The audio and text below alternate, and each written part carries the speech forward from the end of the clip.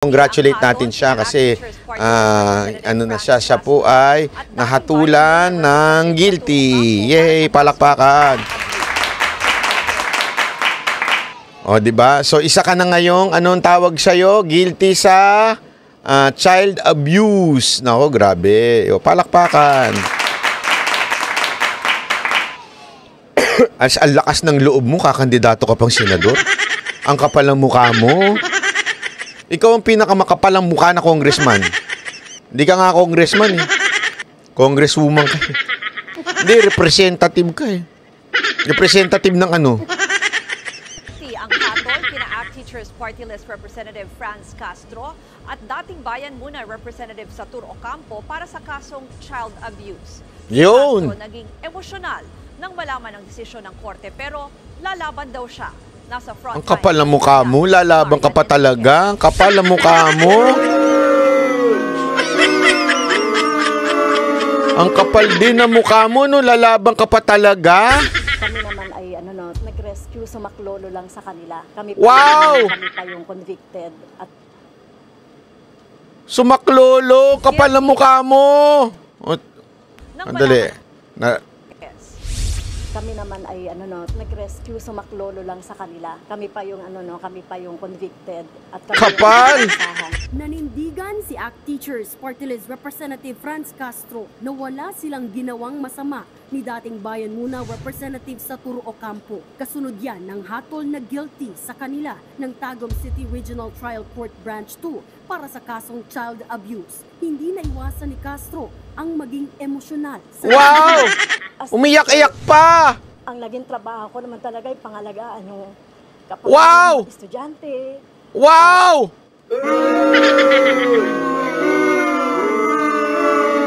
Style mo, bulok! Bulok, bulok, bulok, bulok. Kapal na buka nito. Eh, sino kaya? Bakit kaya? So, unfair ang husgado natin. Hindi talaga inusisa yung mga nangyari. Eh, sigurado ako, tinanong yung mga magulang kung pinaalam mo ba eh. Di mo pinaalam, kasi At syempre, yung pagbibigay ng knowledge, at ganitong kaso pa yung ikakaso sa akin. No? Wow! Bayani! Masama yung loob sa ganito. Bakit ang dami yung pabayani ngayon? Ng judge. Nag-ugat ang kaso sa Solidarity Mission sa Salugpongan School sa Talaingod, Davao del Norte noong November 2018 kung saan inimbitahan sina Castro at Ocampo. Tumawag daw sa kanilang mga guro ng Lumad School para magpasaklolo dahil hinaharas umano sila ng mga alamara o paramilitary group sa lugar. Dito na inakusahan ng grupo ni Castro. Alam mo, hindi ko maintindihan bakit ngayong sa mundo na to, ang dami talagang pabayani, ano? Di ba? Ako, ni-rescue ko lang naman sila. Wala naman nagsasabi sa i-rescue mo. Di ba? Hindi ka nga nagpaalam. Tapos ni-rescue mo. Arte mo. Ano pa nga eh. Oh, pumunta nga ako ng rally para para sa bayan eh. Kaya bayaran niyo yung pamasahe ko, hotel ko. Tanginang pabayani yan, no? Sorry, hindi naman si Castro yun. Hindi pala si Castro yun. Vlogger pala yung vlogger. Tuloy. Natumangay umano sa 14 na estudyanteng lumad sa naturang misyon. Wala raw kasulatan na pumayag ang mga magulang ng mga estudyante nang sumama kina Castro at Ocampo. Sa parehong taon, inaresto sina Castro at Ocampo pero nakalaya sila matapos magpiyansa. Giit nila, hindi nila dinukot ang mga bata, kundi sinagip nila ang mga ito. At any rate, we deny all of the allegations. Yung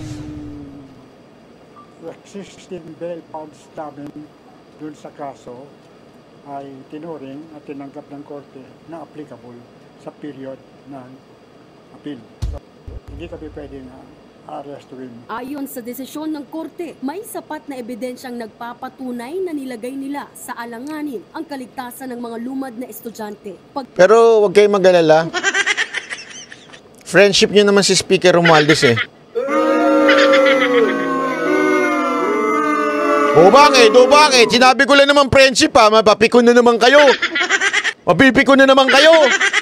Sasabihin nyo na naman, meron si Bayabay, live bill. Oh, sinabi ko lang naman Itong mga tupik ko na masyado eh.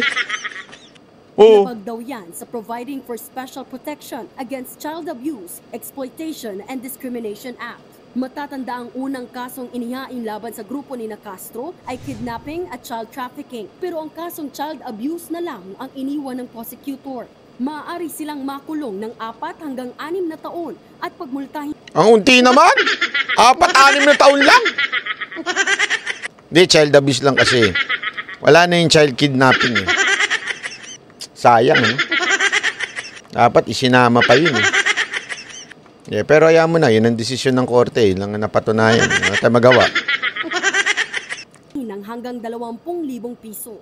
Sa kabila ng pagsubok, hindi raw ito makaaapekto sa desisyon ni ACT Teachers Party List Representative Franz Castro na tumakbo sa pagkasenador sa...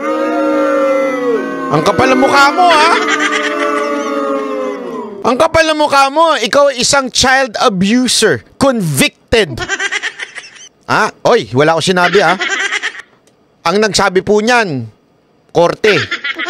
You are guilty of child abuse. Therefore, I conclude, your face is too thick to run for senator. Ang kapal ng mukha mo. Oh, hindi ako nagsabi korte. Hindi po ako nagsabi, korte. Korte yung demanda nyo. Ako na naman ang didemanda ninyo. Eh kayo, ganyan kayo eh. Pag napikong kayo. Oh, magtatawag ka na naman. Baka humingi ka na naman ng tulong kay Romualdez. Hindi, alam mo, friendship sila ngayon. midterm elections sa susunod na taon. Ipagpapatuloy daw niya ang pakikipaglaban para sa mga estudyante at guro na walang boses. Iaapila naman. Umusagwa, no? Ano yung party list mo? Ha? Ano yung party list mo? Teacher's teacher for teacher pero isa kang child abuser?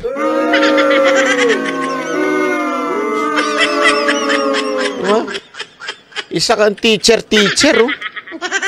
Hindi, ako nagtatanong lang ako mga kababayan na, do you want a teacher na guilty sa child abuse? O, hindi, ako tanong lang naman po yan.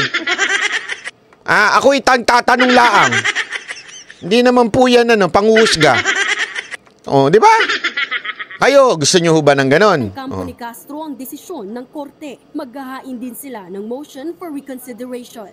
Kaharap din namin ito. Hindi kami magtatago. Hindi namin iiwasan ang batas. Kaya lalaban po kami dito. Hindi nyo iiwasan kasi hindi pa kayo ikukulong. Kasi may appeal pa yan at saka merong yan, ang alam ko may bail pa kasi yan, pwede pa kayong habang ina-appeal nyo, hindi kayo ikukulong. Pero pag kayo siguradong ikukulong na, ay naku, pupunta na kayo siguro babalik na kayo sa bundok. Baka lang naman. Hindi ko alam Sa naging desisyon hanggang sa Supreme Court. Nagbabalita mula sa Frontline, Marian Enriquez, News 4. Pero, congratulations. Congratulations sa iyo, madam, because you just won the Best Actress of the Year. Hindi, totoo. Yun ang pinaka-dramatic kong